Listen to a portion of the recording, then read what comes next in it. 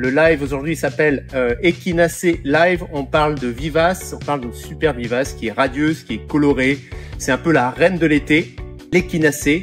Alors l'Echinacée, c'est un petit peu d'origine, ça vient d'Amérique du Nord essentiellement. C'est là qu'on a trouvé les Echinacées qui poussent naturellement.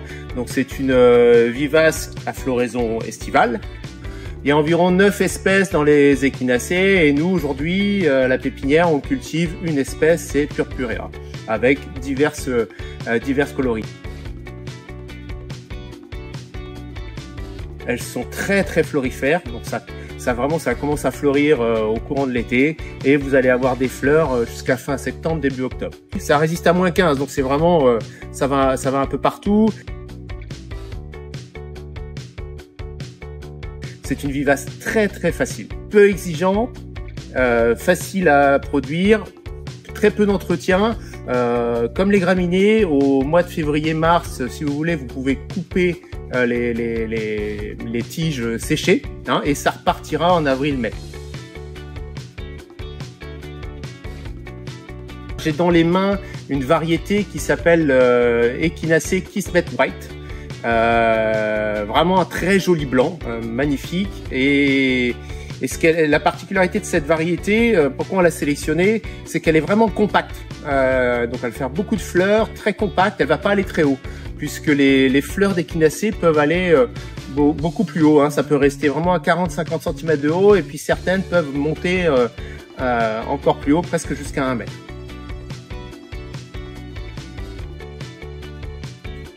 Donc on est sur la variété là Cornetto Melon, Echinacée Cornetto Melon. Donc c'est un joli rose, vous voyez, qui va un peu pâlir sur la fin. Variété compacte comme Kismet White, très compacte et avec beaucoup d'inflorescence.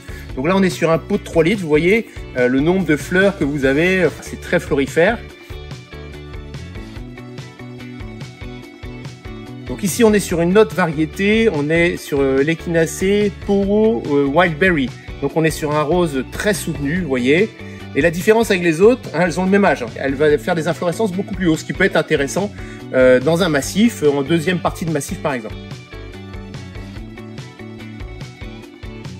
Il y a 2 saisons pour les planter maintenant, donc à l'automne, hein, septembre, octobre, c'est vraiment une bonne saison. Et puis ensuite au printemps. Dans la même saison, donc là on a des fleurs qui commencent à passer et juste en dessous vous avez un bouton. Donc ça n'arrête pas, c'est vraiment très florifère. C'est vraiment il y a une forte floribondité comme on dit et vous allez avoir des fleurs à partir de fin juillet, août, septembre. Ça n'arrête pas de refaire la fleur. Quand vous faites un massif, ce qui est vraiment en tendance, c'est les mix borders à l'anglaise. Où vous allez en fait mélanger des vivaces et créer en fait un mix borders. Donc c'est vraiment sympa, c'est un rendu qui est top.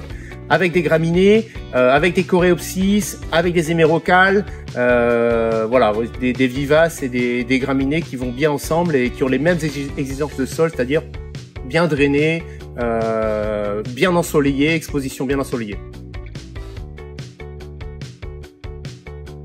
On est sur quasiment 8 semaines de fleurs, donc c'est vraiment très florifère. Oui, vous pouvez essayer de les diviser, mais ça se sème très bien.